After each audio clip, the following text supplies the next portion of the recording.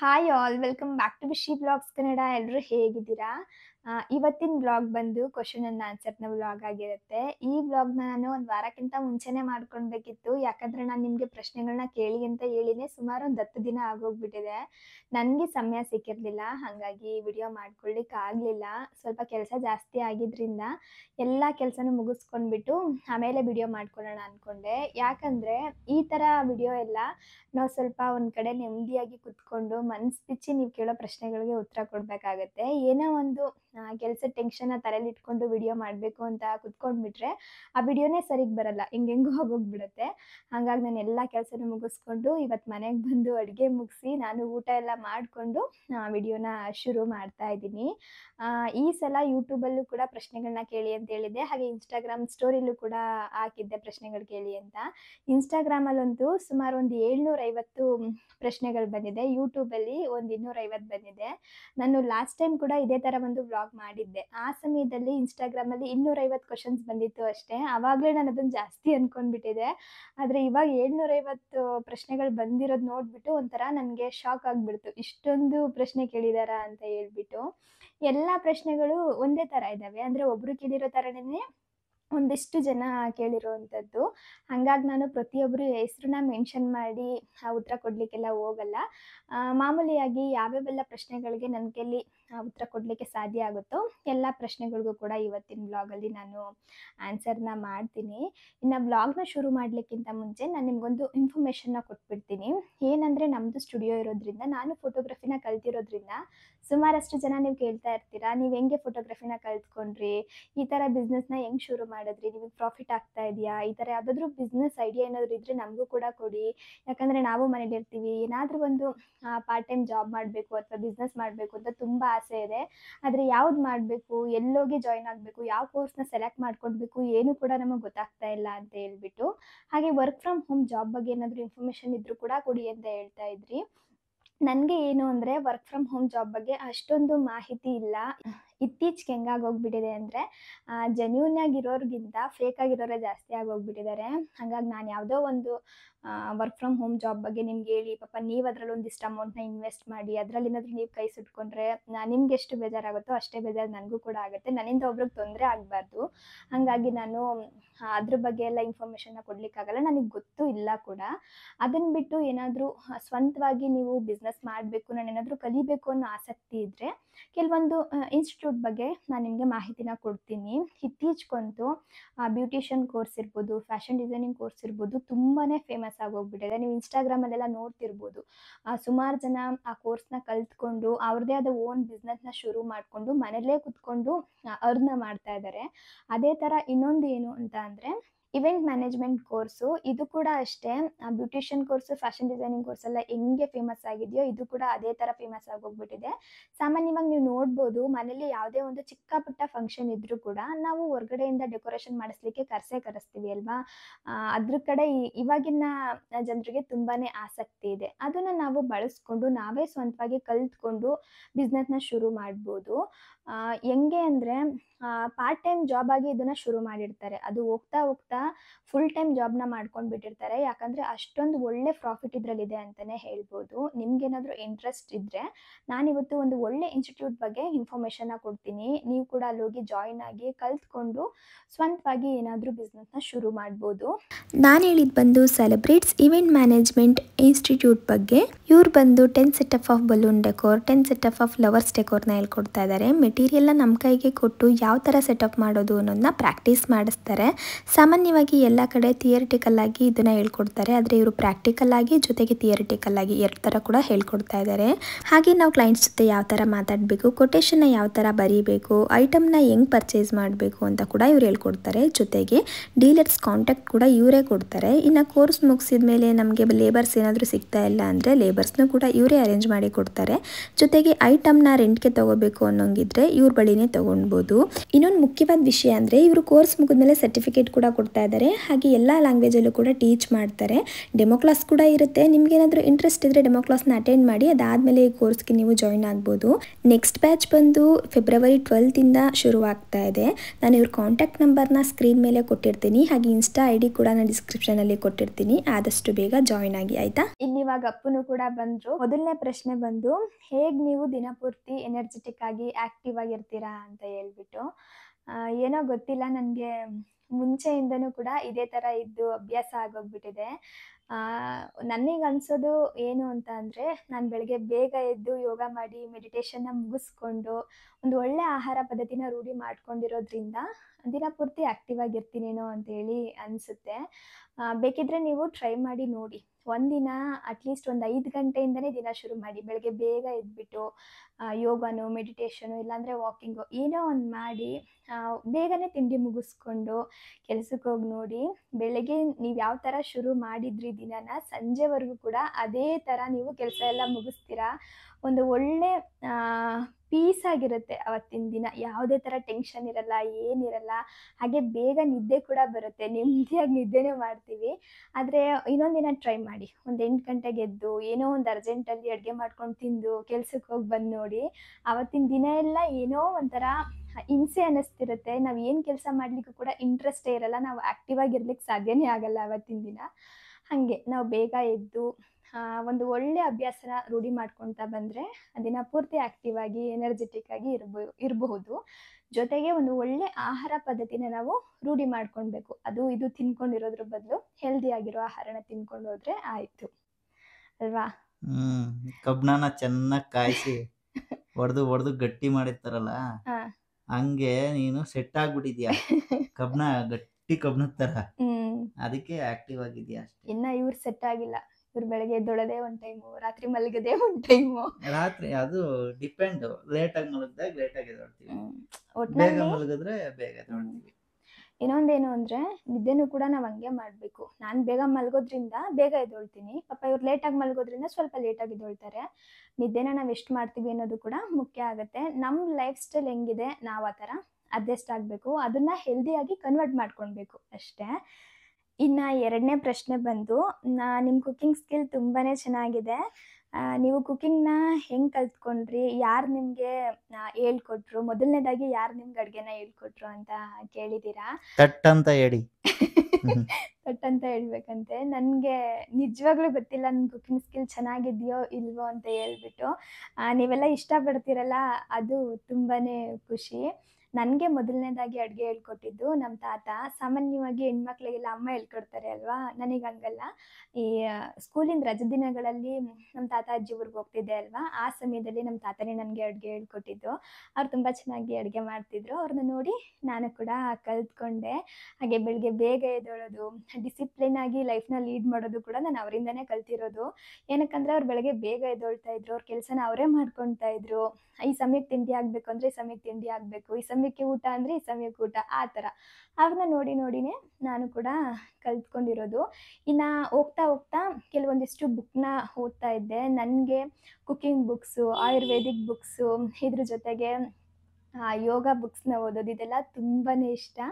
ಹಾಗಾಗಿ ಸ್ವಲ್ಪ ಬುಕ್ಸ್ಗಳನ್ನೆಲ್ಲ ಓದ್ಕೊಂಡು ಅದಕ್ಕೆ ನನ್ನದೇ ಆದಂತಹ ಒಂದು ಟಚ್ನ ಕೊಟ್ಟು ಹೊಸ ಥರ ಅಡುಗೆ ಮಾಡೋದನ್ನ ಕಲ್ತ್ಕೊಂಡೆ ಅಷ್ಟೇ. ಇನ್ನು 3ನೇ ಪ್ರಶ್ನೆ ಬಂದು, ವಿಡಿಯೋನ ಹೇಗೆ ಮಾಡ್ತೀರಾ? ಯಾವಾಗ ಎಡಿಟ್ ಮಾಡ್ತೀರಾ? ಮಿಸ್ ಮಾಡದೆ ಯಾವಾಗಲೂ ವಿಡಿಯೋಸ್ ಅಪ್ಲೋಡ್ ಮಾಡ್ತಾ ಇರ್ತೀರಲ್ಲ ನೀವು ಅಂತ ಕೇಳಿದ್ದಾರೆ. ವಿಡಿಯೋಸ್ನ ಹೇಗೆ ಮಾಡ್ತೀನಿ ಹಾಗೆ ಹೆಂಗೆ ಎಡಿಟ್ ಮಾಡ್ತೀನಿ ಅನ್ನೋದನ್ನ ನಾನು ಯಾವುದಾದ್ರೂ ಒಂದು ಬ್ಲಾಗಲ್ಲಿ ಶೇರ್ ಮಾಡ್ಕೊತೀನಿ. ಇನ್ನು ಯಾವಾಗ ಎಡಿಟ್ ಮಾಡ್ಕೊತೀನಿ ಅಂತ ಅಂದರೆ, ಮಧ್ಯಾಹ್ನ ಟೈಮ್ ನಾನು ಎಡಿಟ್ ಮಾಡ್ಕೊತೀನಿ. ಶಾಪಲ್ಲಿ ಇರ್ತೀನಲ್ವ, ಮಧ್ಯಾಹ್ನ ಟೈಮ್ ಸ್ವಲ್ಪ ಕಸ್ಟಮರ್ ಕಡಿಮೆ ಇರ್ತಾರೆ. ಹಾಗಾಗಿ ಆ ಸಮಯದಲ್ಲಿ ವಿಡಿಯೋಸ್ನ ಎಡಿಟ್ ಮಾಡ್ಕೊಂಡು ಬಿಡ್ತೀನಿ. ಇನ್ನು ವಾಯ್ಸ್ ಓವರ್ ಕೊಡಲಿಕ್ಕೆಲ್ಲ ನನಗೆ ಅವಾಗ ಆಗಲ್ಲ, ಯಾಕಂದರೆ ತುಂಬಾ ವೆಹಿಕಲ್ ಸೌಂಡ್ಸ್ ಎಲ್ಲ ಇರುತ್ತೆ ಅಲ್ಲಿ. ಹಾಗಾಗಿ ರಾತ್ರಿ ಹೊತ್ತು ವಾಯ್ಸ್ ಓವರ್ನ ಕೊಡ್ತೀನಿ. ಕೆಲವೊಮ್ಮೆ ಬೆಳಗ್ಗೆ ಬೇಗ ಎದ್ದು ಯೋಗ ಎಲ್ಲ ಮುಗಿಸ್ಕೊಂಡು ಕೂಡ ಕೊಟ್ಟಿರೋದುಂಟು. ಯಾವಾಗ ಸಮಯ ಸಿಗುತ್ತೆ ಆವಾಗ ವಾಯ್ಸ್ ಓವರ್ ಕೊಡ್ತೀನಿ. ಆದರೆ ಸಂಜೆನೇ ಕೊಡೋದು ನಾನು, ಸ್ವಲ್ಪ ವೆಹಿಕಲ್ ಸೌಂಡ್ಸ್ ಎಲ್ಲ ಕಡಿಮೆ ಇರುತ್ತಲ್ವ, ಹಾಗಾಗಿ ಸಂಜೆ ಇಲ್ಲ ಬೆಳಗಿನ ಜಾವ ವಾಯ್ಸ್ ಓವರ್ ಕೊಡ್ತೀನಿ. ಹೆಂಗೆ ವಿಡಿಯೋನ ಮಿಸ್ ಮಾಡದೆ ಆಗ್ತಾ ಇದ್ದೀರಾ ಅಂತ ಅಂದರೆ, ನೀವು ನೋಡ್ಬೋದು ಸಾಮಾನ್ಯವಾಗಿ ನಾನು ಈ ವಾರದ ವಿಡಿಯೋನ ಮುಂದಿನ ವಾರ ಅಪ್ಲೋಡ್ ಮಾಡ್ತೀನಿ. ಅಂದರೆ ಶುಕ್ರವಾರ ವಿಡಿಯೋ ಮಾಡ್ಕೊಂಡಿದ್ರೆ ನಾನೊಂದು ಸೋಮವಾರ ಮಂಗಳವಾರ ವಿಡಿಯೋನ ಅಪ್ಲೋಡ್ ಮಾಡ್ಕೊಳ್ತೀನಿ. ವಿಡಿಯೋ ಮಾಡ್ತಾ ಇದ್ದೀನಿ ಅಂತ ಹೇಳ್ಬಿಟ್ಟು ಯಾವಾಗಲೂ ಎಡಿಟ್ ಮಾಡಿಕೊಂಡು ಯಾವಾಗಲೂ ವಾಯ್ಸ್ ಓವರ್ ಕೊಟ್ಕೊಂಡು ಇವತ್ತು ಮಾಡಿರೋ ವಿಡಿಯೋನೇ ನಾಳೆ ಹಾಕೋಕೆ ಹೋದರೆ ನನಗೆ ಸ್ವಲ್ಪ ಕಷ್ಟ ಆಗೋಗ್ಬಿಡುತ್ತೆ. ನನಗೆ ಯಾವುದೇ ಕೆಲಸನ ಮಾಡ್ಕೊಳ್ಳಿಕ್ಕೆ ಸಾಧ್ಯ ಆಗಲ್ಲ. ಹಾಗಾಗಿ ಒಂದೆರಡು ದಿನ ಟೈಮ್ ತೊಗೊಂಡು ಒಂದಿನ ಎಡಿಟ್ ಮಾಡ್ಕೊಳ್ಳೋದು, ಒಂದಿನ ವಾಯ್ಸ್ ಓವರ್ ಕೊಟ್ಕೊಳ್ಳೋದು ಮಾಡಿಬಿಟ್ಟು ಒಂದೆರಡು ದಿನ ಆದಮೇಲೆ ಅಪ್ಲೋಡ್ ಮಾಡ್ತೀನಿ ಅಷ್ಟೇ. ಇನ್ನು ನೆಕ್ಸ್ಟ್ ಪ್ರಶ್ನೆ ಬಂದು ನಿಮ್ಮ ಹಾಗೆ ನಿಮ್ಮ ಹಸ್ಬೆಂಡ್ ಏಜ್ ಏನು ಅಂತ ಹೇಳ್ಬಿಟ್ಟು. ನನ್ನ ಹಸ್ಬೆಂಡ್ ಏಜ್ ಬಂದು 31. ಇನ್ನು ನನ್ನ ಏಜು ಮಾರ್ಚ್ ಬಂದರೆ ನನಗೆ 28 ಕಂಪ್ಲೀಟ್ ಆಗುತ್ತೆ. ನನ್ನ ನೆಕ್ಸ್ಟ್ ಪ್ರಶ್ನೆ, ನಿಮ್ಮ ಹೈಟ್ ಹಾಗೆ ವೇಟ್ ಎಷ್ಟು ಅಂತ ಹೇಳ್ಬಿಟ್ಟು. ಇದು ನಾನು ಆಗಲೇ ಇನ್ನೊಂದು ವ್ಲಾಗಲ್ಲಿ ಶೇರ್ ಮಾಡ್ಕೊಂಡಿದ್ದೀನಿ. ನನ್ನ ಹೆಂಡತಿ 3 ಅಡಿ, ನಾನು 6 ಅಡಿ. ನನ್ನ ಹೈಟ್ ಬಂದು 5.1. ಇನ್ನು ವೇಟ್ ಬಂದು 50 ಮತ್ತು 51 ಮಧ್ಯದಲ್ಲಿದ್ದೀನಿ. 51 kg ಅಂತಲೇ ಅಂದ್ಕೊಳ್ಳಿ. ಫ್ಯಾಮಿಲಿ ಪ್ಲ್ಯಾನಿಂಗ್ ಹೇಗೆ ಮಾಡ್ಕೊಂಡ್ರಿ, ಅದ್ರ ಬಗ್ಗೆ ಇನ್ಫಾರ್ಮೇಷನ್ನ ಕೊಡಿ ಅಂತ. ಇದನ್ನು ಕೂಡ ಅಷ್ಟೇ ನಾನು ಯಾವುದಾದ್ರೂ ಒಂದು ಸಪ್ರೇಟ್ ವ್ಲಾಗ್ ಮಾಡಿ ಶೇರ್ ಮಾಡ್ಕೊತೀನಿ. ಸ್ವಲ್ಪ ಡೀಟೇಲಾಗಿ ಹೇಳಬೇಕು ಅಂದರೆ ಸ್ವಲ್ಪ ಸಮಯ ತಗೊಳುತ್ತೆ. ಹಾಗಾಗಿ ಇನ್ನು ನೆಕ್ಸ್ಟ್ ಪ್ರಶ್ನೆ ಬಂದು, ನಿಮ್ಗೆ ಇತ್ತೀಚೆಗೆ ಬ್ರೆಸ್ಟ್ ಲಂಪ್ ಸರ್ಜರಿ ಆಗಿತ್ತಲ್ಲ, ಇವಾಗ ಹೆಂಗಿದ್ದೀರಾ, ಅಪ್ಡೇಟ್ ಕೊಡಿ ಅಂತ ಹೇಳ್ಬಿಟ್ಟು ಕೇಳಿದ್ದಾರೆ. ಹಾಗೆ ನನಗೂ ಕೂಡ ಲಂಪ್ಸ್ ಇದೆ, ನಾನು ಕೂಡ ಸರ್ಜರಿ ಮಾಡಿಸ್ಬೇಕು ಅಂತ ಅಂದ್ಕೊಂಡಿದ್ದೀನಿ. ಹಾಗಾಗಿ ಕೇಳ್ತಾ ಇದ್ದೀನಿ ಅಂತ ಹೇಳ್ಬಿಟ್ಟು ಕೇಳಿರುವಂಥದ್ದು. ನಾನಿವಾಗ ಆರಾಮಾಗಿದ್ದೀನಿ. ನನಗೆ ಆ ಲಂಪ್ಸ್ ಸ್ವಲ್ಪ ಗ್ರೋತ್ ಆಗ್ತಾ ಇತ್ತು, ಹಾಗಾಗಿ ನಾವು ಸರ್ಜರಿನ ಮಾಡಿಸಿದ್ದು. ಅದ್ರ ಜೊತೆಗೆ ನನಗೆ ಇನ್ನೂ ಒಂದು ಚಿಕ್ಕದಾಗಿರೋ ಲಂಪ್ ಕೂಡ ಇದೆ. ಡಾಕ್ಟರ್ ನಮಗೆ ಅದನ್ನು ಸರ್ಜರಿ ಮಾಡಿ ರಿಮೂವ್ ಮಾಡೋದೆಲ್ಲ ಏನು ಬೇಡ ಅಂತ ಹೇಳಿದ್ರು. ಯಾಕಂದರೆ ಅದು ತೀರಾ ಚಿಕ್ಕದಾಗಿದೆಯಂತೆ, ಅದನ್ನು ಹುಡುಕೊಂಡು ಹೋಗಿ ಸರ್ಜರಿ ಮಾಡಿದ್ರೆ ಸ್ವಲ್ಪ ಕಷ್ಟ ಆಗುತ್ತಂತೆ. ಹಾಗಾಗಿ ಅದೇನಾದರೂ ಸ್ವಲ್ಪ ಗ್ರೋತ್ ಆದರೆ ಆ ಸಮಯದಲ್ಲೇ ಸರ್ಜರಿ ಮಾಡೋಣ, ಸದ್ಯಕ್ಕಂತೂ ಬೇಡ ಅಂತ ಹೇಳಿದ್ದಾರೆ. ಇನ್ನೊಂದೇನು ಅಂದರೆ, ನಾನು ಒಂದು ಒಳ್ಳೆ ಥರ ಆಹಾರನ ತಗೊಂಡು ನನ್ನ ವೇಟ್ನ ಮ್ಯಾನೇಜ್ ಮಾಡ್ಕೊತಾ ಬಂದರೆ ಅದು ಗ್ರೋತ್ ಕೂಡ ಆಗಲ್ಲ ಅಂತೆ, ಯಾವುದೇ ಥರ ತೊಂದರೆನೂ ಆಗಲ್ವಂತೆ. ಅಕಸ್ಮಾತ್ ದೊಡ್ಡದಾದರೆ ಸರ್ಜರಿ ಮಾಡಿಸೋಣ ಅಂತಲೂ ಕೂಡ ಹೇಳಿದ್ದಾರೆ. ಹಾಗಾಗಿ ನಾನು ಅಷ್ಟೊಂದು ತಲೆ ಕೆಡಿಸ್ಕೊಂಡಿಲ್ಲ. ಇವಾಗ ನಾನು ವೇಟ್ನ ಬ್ಯಾಲೆನ್ಸ್ ಮಾಡ್ಕೊಂಡು ಹೋಗ್ತಾ ಇರೋದ್ರಿಂದ ಅದೇನು ಗ್ರೋತ್ ಆಗಿಲ್ಲ. ಹಾಗೆ ಮತ್ತೆ ಪೇನ್ ಕೂಡ ಶುರುವಾಗಿಲ್ಲ, ನನಗೆ ಆರಾಮಾಗಿದ್ದೀನಿ ಈಗ. ಅಂದ್ರೆ ಅದು ವಿಸಿಬಿಲಿಟಿ ಬರಬೇಕು. ಅಂದ್ರೆ ಡಾಕ್ಟರ್ ಹೇಳಿದ್ದು ಅದು ಏನಾರ ನಮ್ ಕಣ್ಣಿಗೆ ಕಾಣೋ ತರ ಇಲ್ಲ ಮುಟ್ಟಾಗ ಏನೋ ಫೀಲ್ ಆಗೋ ತರ ಇದ್ದಾಗ ಅವ್ರಿಗೆ ಗೊತ್ತಾಗುತ್ತೆ. ಸೊ ಅದು ಏನಾಗಿದೆ, ಸ್ಕ್ಯಾನಿಂಗ್ ಅಲ್ಲಿ ಮಾತ್ರ ಕಾಣಿಸಿರೋದು ಚಿಕ್ಕದು. ಈ ಫೀಲ್ ಅಲ್ಲಿ, ಟಚ್ ಫೀಲ್ ಅಲ್ಲಿ ಗೊತ್ತಾಗಲ್ಲ, ನೋಡಿದ್ರು ಕಾಣಲ್ಲ. ಸೊ ಹಂಗಾಗಿ ಅದನ್ನ ಹುಡ್ಕೋದ್ ಕಷ್ಟ ಆಗುತ್ತೆ ಆಪರೇಷನ್ ಮಾಡೋ ಟೈಮಲ್ಲಿ. ಒಳಗಡೆ ಇರ್ಬೋದು ಅಥವಾ ಹೊರಗಡೆ ಇರ್ಬೋದು, ಅಂದ್ರೆ ಮಸಲ್ ಒಳಗಡೆ ಇರ್ಬೋದು. ಸ್ಕಿನ್ ಲೇಯರ್ ಅಲ್ಲಿ ಇದ್ರೆ ವಿಸಿಬಲ್ ಆಗುತ್ತೆ, ಸ್ಕಿನ್ ಲೇಯರ್ ಅಲ್ಲಿ ಇಲ್ಲ ಅಂದ್ರೆ ಗೊತ್ತಾಗಲ್ಲ ಅಲ್ವಾ. ಹಂಗಾಗಿ ಅದೇನಾದ್ರು ಗ್ರೋತ್ ಆದ್ರೆ ತಕ್ಷಣ, ಆಗಲ್ಲ ಆಲ್ಮೋಸ್ಟ್, ಆದ್ರೆ ತಕ್ಷಣ ಅಂತ ಹೇಳಿ. ಈಗಂತೂ ಸದ್ಯಕ್ಕೆ ಅದು ಗ್ರೋತ್ ಆಗಿಲ್ಲ, ಹಾಗೆ ಪೇನು ಇಲ್ಲ. ಆಗ್ಲೇ ಹೇಳ್ದಂಗೆ ಆರಾಮಾಗಿದ್ದೀನಿ. ಇವಾಗ ನಿಮಗಿದೆ ಅಂತ ಹೇಳ್ತಾ ಇದ್ದೀರಾ ಅಲ್ವಾ, ಖಂಡಿತ ನೀವು ಡಾಕ್ಟರ್ನ ಕನ್ಸಲ್ಟ್ ಮಾಡಲೇಬೇಕು. ನೆಗ್ಲೆಕ್ಟೇ ಮಾಡ್ಲಿಕ್ಕೆ ಹೋಗ್ಬೇಡಿ. ಯಾಕಂದ್ರೆ ನಾವು ಕೂಡ ಒಂದು ವರ್ಷ ನೆಗ್ಲೆಕ್ಟ್ ಮಾಡ್ಬಿಟ್ಟು ಅಲ್ವಾ, ನೆಗ್ಲೆಕ್ಟ್ ಮಾಡಿ ಅದು ಸ್ವಲ್ಪ ಗ್ರೋತ್ ಆಯ್ತು. ಈಗ ಒಂದು 3/4 ಇಂಚ್ ಇರೋದು 1.5-2 ಇಂಚಿಗೆ ಬಂತು.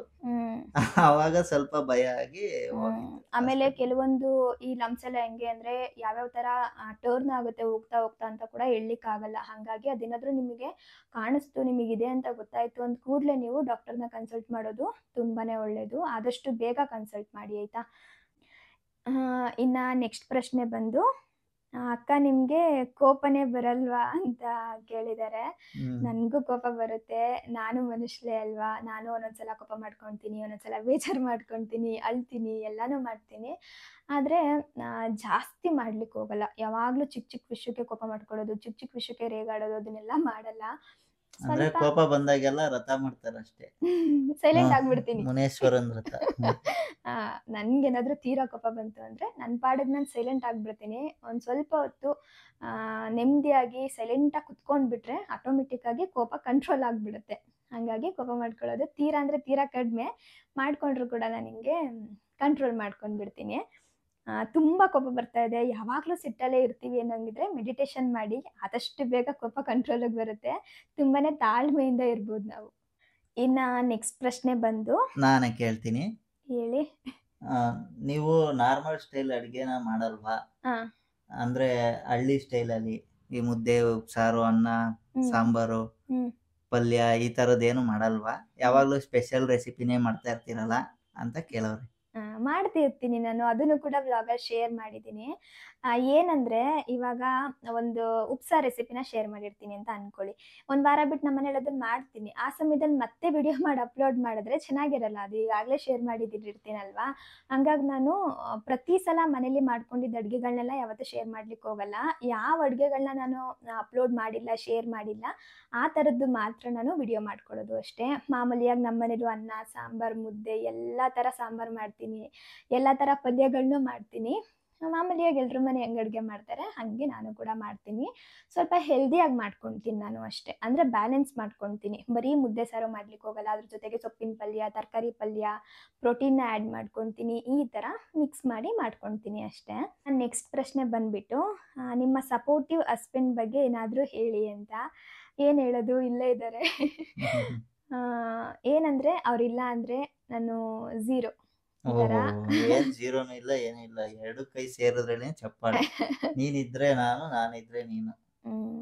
ಹೇಳ್ಬೇಕು ಅಂದರೆ ಎವ್ರಿಥಿಂಗ್ ಅವರು. ನನ್ನ ವೀಕ್ನೆಸ್ಸು, ಸ್ಟ್ರೆಂತು ಎಲ್ಲ ಅವರೇ. ನಾನೇನೋ ಒಂದು ಇವಾಗ ಮಾಡ್ತಾ ಇದ್ದೀನಿ, ಯೂಟ್ಯೂಬ್ ಮಾಡ್ತೀನಿ, ಶಾಪ್ಗೆ ಹೋಗ್ತೀನಿ, ಅಡುಗೆ ಮಾಡ್ತೀನಿ, ಎಲ್ಲ ಕೆಲಸನೂ ಕೂಡ ಬ್ಯಾಲೆನ್ಸ್ ಮಾಡ್ತೀನಿ ಅಂದರೆ ಅದಕ್ಕೆ ಅವರೇ ಕಾರಣ. ಅವ್ರು ನನಗೆ ತುಂಬಾ ಸಪೋರ್ಟ್ ಮಾಡೋದ್ರಿಂದ ನಾನು ಎಲ್ಲ ಕೆಲಸನೂ ಮಾಡ್ತಾ ಹೋಗ್ತಾ ಇರೋದು ಅಷ್ಟೇ. ಮಂತ್ಲಿ ನಿಮ್ಮನೆ ರೇಷನ್ ಬಿಲ್ ಎಷ್ಟು ಅಂತ ಹೇಳಿ. ನಮ್ಮನೆ ಮಂತ್ಲಿ ರೇಷನ್ ಬಿಲ್ ಎಷ್ಟಾಗುತ್ತೆ ಅಂದರೆ ಒಂದು 7,000 to 8,000 ಆಗುತ್ತೆ. ಏನಾದರೂ ಎಕ್ಸ್ಟ್ರಾ ಥಿಂಗ್ಸ್ನ ಪರ್ಚೇಸ್ ಮಾಡಿದ್ರೆ ಸ್ವಲ್ಪ ಜಾಸ್ತಿ ಆಗುತ್ತೆ. ಈ ಗ್ರಾಸರೀಸ್ ಬಿಲ್ಗಿಂತ ನಮ್ಮನೆ ಹಣ್ಣು ತರಕಾರಿಗೆ ನಾನು ಸ್ವಲ್ಪ ಜಾಸ್ತಿ ಖರ್ಚು ಮಾಡ್ತೀನಿ. ಸ್ವಲ್ಪ ರೇಷನ್ಗೆ ಖರ್ಚು ಮಾಡೋದು ಕಡಿಮೆ ಅಂತಲೇ ಹೇಳ್ಬೋದು. ಯಾವಾಗಲೂ ನಾನು ಫ್ರೆಶ್ ಆಗಿರೋ ತರಕಾರಿ, ಫ್ರೆಶ್ ಆಗಿರೋ ಹಣ್ಣುಗಳನ್ನೇ ತರ್ತಿರ್ತೀನಿ. ಸ್ವಲ್ಪ ರೇಟ್ ಸ್ವಲ್ಪ ಜಾಸ್ತಿ ಆದರೂ ಕೂಡ ನಾನು ಯೋಚನೆ ಮಾಡ್ಲಿಕ್ಕೆ ಹೋಗಲ್ಲ. ಹಂಗಾಗಿ ತಿಂಗಳಲ್ಲಿ ಲೆಕ್ಕ ಹಾಕ್ಕೊಂಡ್ರೆ ಒಂದು 20,000 ಆಗುತ್ತೆ. ನಮ್ಮ ಗ್ರಾಸರಿ ಮತ್ತು ಹಣ್ಣು ತರಕಾರಿ ಎಲ್ಲನೂ ಸೇರಿಸಿ ಒಂದು 20,000 ಹತ್ತತ್ರ ಆಗುತ್ತೆ. ಇನ್ನು ನೆಕ್ಸ್ಟ್ ಪ್ರಶ್ನೆ ಬಂದುಬಿಟ್ಟು, ಯೂಟ್ಯೂಬಲ್ಲಿ ಸಬ್ಸ್ಕ್ರೈಬರ್ ಜಾಸ್ತಿ ಆಗಲಿಕ್ಕೆ ಏನಾದರೂ ಟಿಪ್ಸ್ ಇದ್ದರೆ ಹೇಳಿ ಅಂತ ಹೇಳಿ. ಟಿಪ್ಸ್ ಅಂದರೆ ಏನು ಗೊತ್ತಾ, ನಾವು ಸ್ವಲ್ಪ ಶಾರ್ಟ್ಸ್ನ ಜಾಸ್ತಿ ಅಪ್ಲೋಡ್ ಮಾಡಬೇಕು. ಶಾರ್ಟ್ಸ್ನ ನಾವು ಎಷ್ಟು ಅಪ್ಲೋಡ್ ಮಾಡ್ತೀವಿ, ಶಾರ್ಟ್ಸ್ಗೆ ಯಾವ ಥರ ವ್ಯೂಸ್ ಬರುತ್ತೆ, ಅದ್ರ ಮೇಲೆ ಸಬ್ಸ್ಕ್ರೈಬರ್ಸ್ ಕೂಡ ಸ್ವಲ್ಪ ಜಾಸ್ತಿ ಆಗ್ತಾ ಹೋಗ್ತಾರೆ. ಆದರೆ ಅಮೌಂಟ್ ಬರೋದು ಸ್ವಲ್ಪ ಕಡಿಮೆ. ಅದಕ್ಕೆ ಯೂಟ್ಯೂಬ್ ಲಾಂಗ್ ವಿಡಿಯೋನಲ್ಲಿ ಬರುತ್ತಲ್ಲ ಅಮೌಂಟು, ಆ ಥರ ಶಾರ್ಟ್ಸಲ್ಲಿ ಬರಲ್ಲ. ತೀರಾ ಕಡಿಮೆ ಅಮೌಂಟ್ ಬರುತ್ತೆ.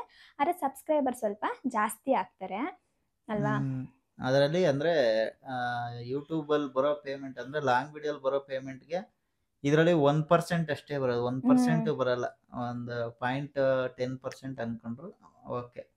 ಪ್ಲಸ್ಸು ಇದರಲ್ಲಿ ಏನಂದರೆ ಟ್ರೆಂಡಿಂಗ್ ಸಾಂಗ್ಸ್ನ ಮಿಕ್ಸ್ ಮಾಡಬೇಕು. ಸ್ಟಾರ್ಟಿಂಗ್ ಅಪ್ಲೋಡ್ ಮಾಡೋರಿಗೆ ಸ್ವಲ್ಪ ಟ್ರೆಂಡಿಂಗ್ ಸಾಂಗ್ಸ್ ಮಿಕ್ಸ್ ಮಾಡಿದ್ರೆ ಯಾವ್ದಾದ್ರು ಒಂದು ವಿಡಿಯೋ ವೈರಲ್ ಆಗುತ್ತೆ, ಆಟೋಮೆಟಿಕ್ ಸಬ್ಸ್ಕ್ರೈಬರ್ ಜಾಸ್ತಿ ಆಗ್ತಾರೆ. ಒಂದು ವಿಡಿಯೋ ವೈರಲ್ ಆದರೆ ಸಾಕು, ಸಬ್ಸ್ಕ್ರೈಬರ್ಸ್ ಆಟೋಮೆಟಿಕ್ ಆಗಿ ಜಾಸ್ತಿ ಆಗೋಗ್ಬಿಡ್ತಾರೆ. ನಮ್ಮದು ಕೂಡ ಹಂಗೆ ಆಗಿದ್ದು. ನಮ್ಮ ಆ್ಯನಿವರ್ಸರಿದು ಶಾರ್ಟ್ಸ್ನ ಅಪ್ಲೋಡ್ ಮಾಡಿದಾಗಲೇ ನಮಗೆ ಒಂದು 60K ಸಬ್ಸ್ಕ್ರೈಬರ್ಸ್ ಆಗೋಗ್ಬಿಟ್ಟಿದ್ರು, ಬರೀ ಒಂದೇ ಒಂದು ಶಾರ್ಟ್ಸ್ಗೆ. ಅಂದರೆ ನೀವು ಲೆಕ್ಕ ಹಾಕಿ ಎಷ್ಟು ಜನ ಸಬ್ಸ್ಕ್ರೈಬರ್ಸ್ ಆಗಿದ್ದಾರೆ ಅಂತ ಹೇಳ್ಬಿಟ್ಟು. ಹಾಗೆ ಶಾರ್ಟ್ಸ್ ಎಷ್ಟು ವೈರಲ್ ಆಗುತ್ತೋ ಅಷ್ಟು ಸಬ್ಸ್ಕ್ರೈಬರ್ಸ್ ಬರ್ತಾರೆ, ಆದರೆ ಅಮೌಂಟು ಜಾಸ್ತಿ ಬರಲ್ಲ ಅಷ್ಟೇ. ಇನ್ನು ನೆಕ್ಸ್ಟ್ ಪ್ರಶ್ನೆ ಬಂದುಬಿಟ್ಟು, ಡೈಲಿ ಅಷ್ಟೊಂದು ಅಡುಗೆ ಮಾಡ್ತಿರಲ್ವಾ, ಅಡುಗೆ ಮಿಕ್ಕೋದೇ ಇಲ್ವಾ, ಮಿಕ್ಕಿದ ಅಡುಗೆನ ಏನು ಮಾಡ್ತೀರಾ, ಯೂಟ್ಯೂಬ್ಗೋಸ್ಕರನೇ ನೀವು ಈ ಥರ ಅಡುಗೆ ಮಾಡೋದಾ ಅಥವಾ ಡೈಲಿ ಇದೇ ಥರ ಅಡುಗೆ ಮಾಡ್ತೀರಾ ಅಂತ ಯಾರೋ ಒಬ್ಬರು ಕೇಳಿದ್ದಾರೆ. ನಮ್ಮ ಮನೇಲಿ ನಾನು ಪ್ರತಿದಿನ ಮಾಡೋ ಅಡುಗೆನೂ ಕೂಡ ಇದೇ ಥರ ಇರುತ್ತೆ. ಒಂದು ಹೆಲ್ದಿಯಾಗೇ ಇರುತ್ತೆ ಅಂತಲೇ ಹೇಳ್ಬೋದು. ನಾನು ಜಾಸ್ತಿ ಏನು ಮಾಡಲ್ಲ, ಒಂದು 5-6 ಜನಕ್ಕೆ ಆಗೋ ಥರ ಎಲ್ಲ ಏನು ಮಾಡ್ಕೊಳಕ್ಕೆ ಹೋಗಲ್ಲ ನಾನು. ಇಬ್ರಿಗೆ ಎಷ್ಟು ಬೇಕು ಅಷ್ಟೇ ಮಾಡ್ಕೊಳ್ಳೋದು. ಒಂದೊಂದು ದಿನ ಜಾಸ್ತಿ ಮಾಡ್ತೀನಿ, ಯಾಕಂದರೆ ನನ್ನ ತಮ್ಮ ಬರ್ತಾನೆ, ಹಂಗಾಗಿ ಅವನಿಗೂ ಸೇರಿಸಿ ಮಾಡ್ಕೊತೀನಿ ಅಷ್ಟೇ. ಯೂಟ್ಯೂಬ್ಗೋಸ್ಕರ ಎಲ್ಲ ಥರ ಅಡುಗೆಗಳ್ನು ಟ್ರೈ ಮಾಡಿ ತಿನ್ಲಿಕ್ಕೆ ಆಗ್ದೇನೆ ಡಸ್ಟ್ಬಿನ್ ತೊಗೊಂಡೋಗಿ ಹಾಕಿ ಆ ಥರ ಎಲ್ಲ ನಾನು ನಿಜ ಯಾವತ್ತೂ ಮಾಡಿಲ್ಲ ಇದುವರೆಗೂ. ಏನಕ್ಕೆ ಅಂದರೆ ಸ್ವಲ್ಪ ಅಡುಗೆಯಲ್ಲಿ ರುಚಿ ಹೆಚ್ಚು ಕಡಿಮೆ ಇದ್ದರೂ ಕೂಡ ನಮ್ಮ ಮನೇಲಿ ಯಾರೂ ಬೇಜಾರು ಮಾಡ್ಕೊಳಲ್ಲ. ನನ್ನ ತಮ್ಮನೂ ಬೇಜಾರು ಮಾಡ್ಕೊಳಲ್ಲ, ಮತ್ತು ಇವರು ಕೂಡ ಬೇಜಾರು ಮಾಡ್ಕೊಳಲ್ಲ, ಅಡ್ಜಸ್ಟ್ ಮಾಡಿಕೊಂಡು ತಿಂತಾರೆ. ಹಾಗಾಗಿ ನಮ್ಮ ಮನೆ ಫುಡ್ನ ವೇಸ್ಟ್ ಮಾಡೋ ಥರ ಏನಿಲ್ಲ. ಇನ್ನು ಯೂಟ್ಯೂಬ್ಗೋಸ್ಕರನೇ ಈ ಥರ ಮಾಡಬೇಕು ಅನ್ನೋಂಗಿದ್ರೆ ವಿಡಿಯೋ ಮಾಡೋ ದಿನ ಮಾತ್ರ ನಾನು ಮಾಡ್ಕೊಳ್ಬೋದು. ಆದರೆ ನೀವು ಯಾರಾದರೂ ಯಾವಾಗಾದರೂ ಸಿಕ್ಕಿದಾಗ ಮನೆಗೆ ಬರ್ತಿರ್ತೀರಲ್ವ, ಕೆಲವೊಬ್ಬರು ಸಬ್ಸ್ಕ್ರೈಬರ್ ಮನೆಗೂ ಕೂಡ ಬರ್ತಾರೆ. ಆ ಸಮಯದಲ್ಲಿ ನೋಡ್ಬೋದು ನಾನು ಹೆಲ್ದಿಯಾಗಿ ಪ್ರತಿದಿನ ಕೂಡ ಅದೇ ಥರ ಅಡುಗೆನ ಮಾಡ್ಕೊಳ್ಳೋದು. ಯೂಟ್ಯೂಬ್ಗೆ ಕೆಲವೊಂದು ಸ್ಪೆಷಲ್ ಅಡುಗೆಗಳನ್ನ ಮಾಡಿ ಅಪ್ಲೋಡ್ ಮಾಡ್ತೀನಿ, ಇಲ್ಲ ಅಂತ ಹೇಳಲ್ಲ. ಆದ್ರೆ ಪ್ರತಿದಿನ ಹೆಲ್ದಿಯಾಗೇ ಇರುತ್ತೆ ನಮ್ಮ ಮನೆ ಅಡುಗೆ ಅಷ್ಟೇ. ನೆಕ್ಸ್ಟ್ ಬಂದು are you nutritionist or something? ಯಾಕಂದ್ರೆ ಯಾವಾಗಲೂ ಹೆಲ್ದಿ ಅಂತಿರ್ತೀರಲ್ಲ, ಹಂಗಾಗಿ ಕೇಳ್ತಾ ಇದ್ದೀನಿ ಅಂತ. ಇದಕ್ಕೆ ನಾನು ಆನ್ಸರ್ ಮಾಡಲೇಬೇಕು. ನಿಜವಾಗ್ಲೂ ನಾನು ನ್ಯೂಟ್ರಿಷನಿಸ್ಟ್ ಅಲ್ಲ, ಆದರೆ ನನಗೆ ಸ್ವಲ್ಪ ಹೆಲ್ತ್ ಕಾನ್ಷಿಯಸ್ ಜಾಸ್ತಿ. ಹಾಗಾಗಿ ನಾನು ಹೆಲ್ದಿಯಾಗಿ ಅಡುಗೆಗಳನ್ನ ಮಾಡ್ಕೊತಾ ಇರ್ತೀನಿ ಅಷ್ಟೇ, ಅದನ್ನು ಬಿಟ್ಟರೆ ಬೇರೆ ಏನಿಲ್ಲ. ನೆಕ್ಸ್ಟು ಯಾವಾಗ ನಿಮ್ಮ ಬೇಬಿ ಪ್ಲ್ಯಾನಿಂಗ್ ಮಾಡ್ತೀರಾ ಅಂತ ಹೇಳ್ಬಿಟ್ಟು, ಈ ಪ್ರಶ್ನೆನಂತೂ ಎಷ್ಟು ಜನ ಕೇಳಿದ್ದೀರಾ ಗೊತ್ತಾ? ಸುಮಾರು ಜನ ಕೇಳಿರೋ ಪ್ರಶ್ನೆನೇ ಇದು. ಆದಷ್ಟು ಬೇಗ. ನಮಗೂ ಆಸೆ ಇದೆ, ನಮ್ಮ ಮನೇಲಿ ಒಂದು ಪುಟ್ಟ ಪಾಪ ಬರಬೇಕು ಅಂತ. ಆದಷ್ಟು ಬೇಗ ಅಂತ ಹೇಳ್ತೀನಿ. ನಿಮಗೆ ಕ್ರೇವಿಂಗ್ಸೇ ಆಗಲ್ವಾ? ಕ್ರೇವಿಂಗ್ಸ್ ಆದರೆ ಯಾವ ಥರ ಕಡಿಮೆ ಮಾಡ್ಕೊಳ್ತೀರಾ ಅಂತ ಈ ಪ್ರಶ್ನೆಗೂ ಕೂಡ ನಾನು ಆನ್ಸರ್ ಮಾಡಬೇಕು. ಯಾಕಂದರೆ ಸುಮಾರು ಜನ ಇದನ್ನು ಕೇಳ್ತಾ ಇರ್ತೀರಾ. ನನಗೆ ಹೇಳಬೇಕು ಅಂದರೆ, ನಾನು ಫುಡ್ಡಿ ಅಲ್ಲ. ನನಗೆ ಊಟದ ಮೇಲೆ ಅಷ್ಟೊಂದು ಇಂಟ್ರೆಸ್ಟ್ ಇಲ್ಲ, ಅಂದರೆ ಆಸೆ ಇಲ್ಲ. ಇದನ್ನೇ ತಿನ್ನಬೇಕು, ಅದನ್ನು ತಿನ್ನಬೇಕು ಅಂತೆಲ್ಲ ನಾನು ಅಂದ್ಕೊಳಲ್ಲ. ನನಗೇನು ಒಟ್ಟಿನಲ್ಲಿ ಊಟ ಬೇಕು, ಅದನ್ನು ಹೆಲ್ದಿಯಾಗಿ ಮಾಡ್ಕೊಂಡು ತಿನ್ನಬೇಕು ಅಷ್ಟೇ. ನಂಗೆ ಚಾಕ್ಲೇಟ್ ತಿನ್ನಬೇಕು, ಕೇಕ್ ತಿನ್ನಬೇಕು, ಇದೆಲ್ಲ ನನಗೆ ಆಸೆ ಆಗಲ್ಲ. ನನಗೆ ಮುಂಚೆಯಿಂದನೂ ಕೂಡ ಅಷ್ಟೊಂದು ಅಭ್ಯಾಸ ಇಲ್ಲ. ಇನ್ನು ಸ್ವೀಟ್ ಅಂದರೆ ನನಗೆ ಇಷ್ಟನೇ ಇಲ್ಲ, ಹಾಗಾಗಿ ನನಗೆ ಸ್ವೀಟ್ ಕ್ರೇವಿಂಗ್ಸ್ ಆಗಲ್ಲ. ಕ್ರೇವಿಂಗ್ಸ್ನ ಹೆಂಗೆ ಕಂಟ್ರೋಲ್ ಮಾಡ್ಕೊಳ್ಳೋದು ಅಂತ ಅಂದರೆ, ಈಗ ಸಾಮಾನ್ಯವಾಗಿ ಚಾಕ್ಲೇಟ್ಸ್ ತಿನ್ನಬೇಕಂತ ಅನಿಸ್ತಿರುತ್ತೆ. ಆ ಸಮಯದಲ್ಲಿ ಡಾರ್ಕ್ ಚಾಕ್ಲೇಟ್ಸ್ನ ತಿನ್ಬೋದು. ಏನೋ ಒಂದು ಸ್ವೀಟ್ ತಿನ್ನಬೇಕು ಅನ್ನಿಸ್ದಾಗ ಡೇಟ್ಸ್ನ ತಿನ್ಬೋದು. ಡೇಟ್ಸ್ನ ತಿಂದರೆ ಆದಷ್ಟು ನಮಗೆ ಸ್ವೀಟ್ ಕ್ರೇವಿಂಗ್ ಕಡಿಮೆ ಆಗುತ್ತೆ. ಕೆಲವೊಬ್ಬರು ಊಟ ಆದಮೇಲೆ ಒಂದು ತಿಂತಿರ್ತಾರೆ, ಸ್ವೀಟ್ ತಿನ್ನಬೇಕು ಅಂತ ಜಾಸ್ತಿ ಆಸೆ ಆಗ್ತಾ ಇರೋರು. ಇನ್ನು ಬಾಳೆಹಣ್ಣು ತಿನ್ಬೋದು. ಹಾಗೆ ನಾವು ಸ್ವಲ್ಪ ವಿಡಿಯೋಸ್ನ ನೋಡೋದನ್ನ ಕಡಿಮೆ ಮಾಡಬೇಕು. ಈಗ ನೀವು ನೋಡಿ, ಸಾಮಾನ್ಯವಾಗಿ ನಾವು ನಮ್ಮ ಪಾಡಿಗೆ ನಾವು ಇರ್ತೀವಿ. ನೀವು ಫೋನ್ ತಗೊಂಡು ಯಾವುದಾದ್ರೂ ಒಂದು ಒಳ್ಳೆ ಕುಕ್ಕಿಂಗ್ದು ವಿಡಿಯೋ ನೋಡಿದ್ರೆ, ಅಥವಾ ಯಾವುದಾದ್ರೂ ಒಂದು ಒಳ್ಳೆ ಜಾಮೂನ್ ಏನಾದರೂ ನೋಡಿದ್ರೆ ಪಟ್ ಅಂತ ನಮಗೆ ತಿನ್ನಬೇಕು ಅಂತ ಅನಿಸ್ಬಿಡುತ್ತೆ. ಹಾಗಾಗಿ ನಾವು ಆದಷ್ಟು ಅದನ್ನು ಕಡಿಮೆ ಮಾಡಬೇಕು, ನೋಡೋದನ್ನ ಕಡಿಮೆ ಮಾಡಬೇಕು. ಆವಾಗ ಕ್ರೇವಿಂಗು ಕೂಡ ಕಡಿಮೆ ಆಗುತ್ತೆ. ಇದು ನನ್ನ ಅಭಿಪ್ರಾಯ ಅಷ್ಟೇ. ಈಗ ನಮ್ಗೇನೋ ಒಂದು ಚಿಕನ್ ಸಾಂಬಾರು ಬಿರಿಯಾನಿನ ತಿನ್ಬೇಕು ಅನ್ಸಿರುತ್ತೆ, ನಮ್ಮ ಹತ್ರ ಪಲಾವ್ ಇರುತ್ತೆ ಅನ್ಕೊ. ಅವಾಗ ಎಲ್ಲಿ ಬಿರಿಯಾನಿ ಸ್ಮೆಲ್ ಬರ್ತೈತೆ ಅಲ್ಲಿ ಸ್ಮೆಲ್ ತಗೊಂಡು ಪಲಾವ್ನ ತಿನ್ಬೇಕು. ಅಂದ್ರೆ ಆ ಸ್ವಾದನ ಇದ್ರಲ್ಲಿ ತಗೊಬೇಕು, ಫೀಲ್ ಮಾಡ್ಕೊಬೇಕು. ಅವಾಗ ಬಿರಿಯಾನಿ ತಿಂದಂಗೆ ಆಗುತ್ತೆ. ಆದ್ರೆ ಬಿರಿಯಾನಿ ತಿಂದಿರಲ್ಲ, ಪಲಾವ್ ತಿಂದಿರ್ತೀವಿ. ಆತರ ಎಲ್ಲಾ ಐಟಮ್ ಅಲ್ಲೂ ಒಂದೊಂದು ಆಲ್ಟರ್ನೇಟ್ ಹುಡುಕೊಬೇಕಷ್ಟೇ. ನೋಡಿ, ಹಿಂಗ್ ಮಾಡ್ಕೊಳಂಗಿದ್ರೆ ಹಿಂಗೂ ಮಾಡ್ಕೊಳ್ಳಿ. ಹೊಸದೊಂದು ಐಡಿಯಾ ಕೊಡ್ತಾ ಇದ್ದಾರೆ. ನೆಕ್ಸ್ಟ್ ಬಂದು ನಿಮ್ಮ ಕ್ವಾಲಿಫಿಕೇಷನ್ ಏನು ಅಂತ ಹೇಳ್ಬಿಟ್ಟು, ನಾನು ಡಿಗ್ರಿ ಮಾಡ್ಕೊಂಡಿದ್ದೀನಿ, ಅಂದರೆ BCom ಕಂಪ್ಲೀಟ್ ಮಾಡ್ಕೊಂಡಿದ್ದೀನಿ. ಅದಾದಮೇಲೆ ಬ್ಯೂಟಿಷಿಯನ್ ಕೋರ್ಸ್ನ ಮಾಡಿಕೊಂಡೆ. ಬ್ಯೂಟಿಷಿಯನ್ ಕೋರ್ಸ್ ಮುಗಿಸಿದಾದ್ಮೇಲೆ ಫ್ಯಾಷನ್ ಡಿಸೈನಿಂಗ್ ಕೋರ್ಸ್ ಮಾಡಬೇಕು ಅಂತ ಅಂದ್ಕೊಂಡಿದ್ದೆ. ಅದಕ್ಕೂ ಕೂಡ ಹೋಗಿ ಜಾಯ್ನ್ ಆದೆ. ಯಾಕೋ ನಂಗೆ ಅರ್ಧದಲ್ಲಿ ಇಂಟ್ರೆಸ್ಟ್ ಹೋಗ್ಬಿಡ್ತು, ಹಾಗಾಗಿ ಅದನ್ನು ಡ್ರಾಪ್ ಮಾಡಿಬಿಟ್ಟೆ. ಅದಾದಮೇಲೆ ಫೋಟೋಗ್ರಫಿನ ಕಲ್ತ್ಕೊಂಡೆ. ಇನ್ನೂ ಒಂದು ಆಸೆ ಇದೆ, ವಿಡಿಯೋಗ್ರಫಿನ ಕಲ್ತ್ಕೊಳ್ಬೇಕು ಅಂತ ಹೇಳ್ಬಿಟ್ಟು. ಅದೊಂದು ಕಲ್ತ್ಕೊಂಡ್ರೆ ಆಯಿತು.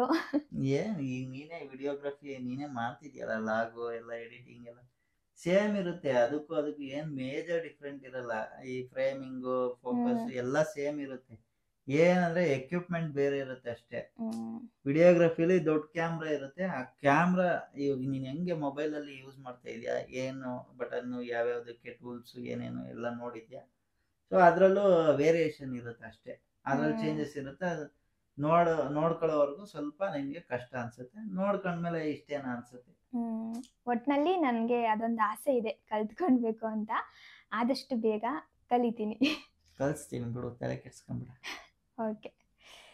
ಇನ್ನು ನೆಕ್ಸ್ಟ್ ಪ್ರಶ್ನೆ, ನಿಮ್ಮ ಹಸ್ಬೆಂಡ್ ಡ್ರಿಂಕ್ಸ್ ಮಾಡ್ತಾರಾ ಅಂತ ಹೇಳ್ಬಿಟ್ಟು ಕೇಳಿದ್ದಾರೆ. ಇದನ್ನ ಎಷ್ಟು ಜನ ಕೇಳಿದಾರೆ ಗೊತ್ತಾ? 12 ಜನ ಈ ಪ್ರಶ್ನೆ ಕೇಳಿರೋದು.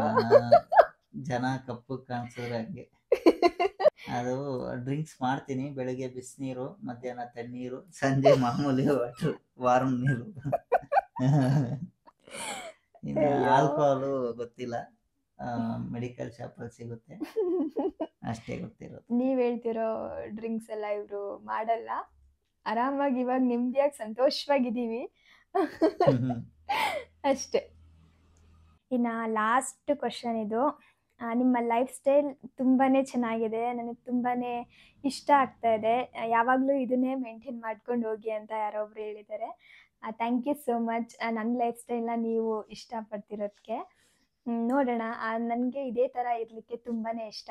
ಆದಷ್ಟು ನಾನು ಹಿಂಗೆ ಇರಲಿಕ್ಕೆ ಟ್ರೈ ಮಾಡ್ತಾ ಇರ್ತೀನಿ. ಅಷ್ಟೇ. ಇನ್ನ ನೀವು ಕೇಳಿರೋ ಎಲ್ಲ ಪ್ರಶ್ನೆಗಳಿಗೂ ಕೂಡ ನನ್ನ ಕೈಲಿ ಎಷ್ಟಾಗುತ್ತೋ ಅಷ್ಟು ಕೂಡ ನಾನು ಆನ್ಸರ್ನ ಮಾಡಿದ್ದೀನಿ. ಇವತ್ತಿನ ಬ್ಲಾಗು ನಿಮಗೆ ಇಷ್ಟ ಆಗಿದೆ ಅಂತ ಕೂಡ ಅನ್ಕೊಂತೀನಿ. ಇವರು ಕ್ಯಾಮ್ರಾ ಮುಂದೆ ಬರಲ್ಲ ನೋಡಿ, ಹಿಂಗೆ ಹಿಂದೆ ಕುತ್ಕೊಂಡು ಮಾತಾಡ್ತಾರೆ. ಬಂದು ಕ್ಯಾಮ್ರಾ ಮುಂದೆ ಮಾತಾಡಿದ್ರೆ ನನಗೂ ಒಂಥರ ಖುಷಿ ಆಗುತ್ತೆ, ಅವ್ರಿಗೇನೋ ಒಂಥರ ನರ್ವಸ್ನೆಸ್ಸು. ಹಂಗಾಗಿ ಅವರು ಹಿಂದೆ ಇದ್ರೆ ಚೆನ್ನಾಗಿ ಮಾತಾಡ್ತಾರೆ, ಕ್ಯಾಮ್ರಾ ಮುಂದೆ ಬಂದ್ಬಿಟ್ರೆ ಮಾತ್ರ ಮಾತೇ ಬರಲ್ಲ ಅವರಿಗೆ. ನನ್ಗೇನ್ ನರ್ವಸ್ ಭಯ ಇಲ್ಲ, ಅಂದ್ರೆ ಕ್ಯಾಮ್ರಾ ಮುಂದೆ ನನ್ಗೆ ಒಂಥರ ನಾಚಿಕೆ ಅನ್ಸುತ್ತೆ. ಹಂಗಾಗಿ ನನ್ಗೆ ಅಂದ್ರೆ ಒಂಥರ ಸ್ಟೇಜ್ ಫಿಯರ್ ಜಾಸ್ತಿ ನನ್ಗೆ. ಸೊ ಈ ಫೇಸ್ ಟು ಫೇಸ್ ಮಾತಾಡುವಾಗ ನನ್ಗೇನ್ ಭಯ ಇರಲ್ಲ. ಕ್ಯಾಮ್ರಾ ಈ ತರ ಅಂತ ಅಂದಾಗ ಸ್ವಲ್ಪ ನರ್ವಸ್ ಆಗುತ್ತೆ ಅಷ್ಟೇ. ಅದಕ್ಕೆ ಅವರು ಕ್ಯಾಮ್ರಾ ಮುಂದೆ ಬರಲ್ಲ. ಇದನ್ನು ಯಾರೋ ಒಬ್ರು ಕೇಳಿದ್ರು, ಹಂಗಾಗಿ ಹೇಳ್ದೆ ಅಷ್ಟೇ. ಇನ್ನು ಬ್ಲಾಗ್ನು ಕೂಡ ಇಲ್ಲಿಗೆ ಮುಗಿಸ್ತೀನಿ. ಸ್ವಲ್ಪ ಲೆಂತಿ ಆಗೋಗ್ಬಿಡ್ತು ಅಂತ ಅನ್ಕೊಂತೀನಿ, ಗೊತ್ತಿಲ್ಲ, ಎಡಿಟ್ ಮಾಡಬೇಕಾದ್ರೆ ಗೊತ್ತಾಗುತ್ತೆ. ಇವತ್ತಿನ ಬ್ಲಾಗ್ ಏನಾದರೂ ನಿಮ್ಗೆ ಇಷ್ಟ ಆಗಿದ್ರೆ ಪ್ಲೀಸ್ ಒಂದು ಲೈಕ್ ಮಾಡಿ. ಹಾಗೆ ಇನ್ನು ಯಾರಾದರೂ ನನ್ನ ಚಾನಲ್ನ ಸಬ್ಸ್ಕ್ರೈಬ್ ಮಾಡದೆ ನೋಡ್ತಿದ್ರೆ ಪ್ಲೀಸ್ ಸಬ್ಸ್ಕ್ರೈಬ್ ಮಾಡ್ಕೊಂಡು ನೋಡಿ ಆಯಿತಾ. ನೆಕ್ಸ್ಟ್ ಬ್ಲಾಗಲ್ಲಿ ಮತ್ತೆ ಸಿಗ್ತೀನಿ. ಟೇಕ್ ಕೇರ್, ಬಾಯ್.